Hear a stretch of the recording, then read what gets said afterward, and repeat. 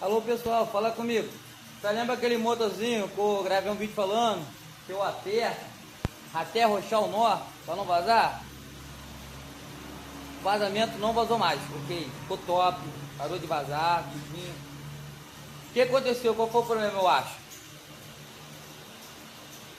A gente pegou, botou o cabeçote no lugar, apertando tudinho. A moto não tinha um barulho. Vamos tirar o vazamento, a moto começou a barulhar.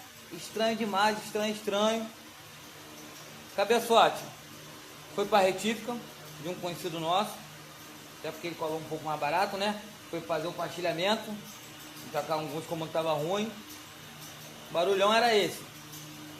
Show, pegamos, trouxe o comando de volta, o cilindro botamos no lugar aqui e o cabeçote, né?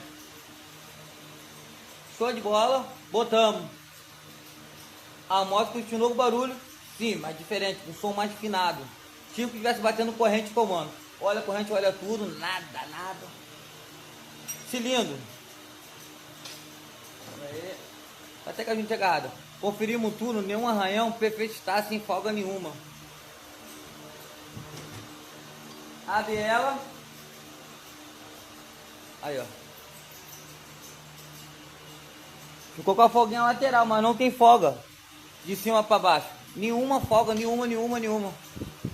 Agora me diz, o que faz? A moto do crente trouxe para tirar vazamento e barulhou o motor. Aí fica difícil, né? Aí o cara fala, pô, mas eu levei a moto para tirar vazamento, não tinha barulho nenhum. Agora tem. Aí vai falar o quê? O mecânico errou? Nada. Só foi feita a troca da junta, mais nada. Botaram a junta no lugar, apertado direitinho, na pressão, tudo direitinho, aí. Isso é um estresse. Aí vai a moto ficar fazendo barulho. Agora vai fazer o quê? Diz vocês, o que vocês fariam?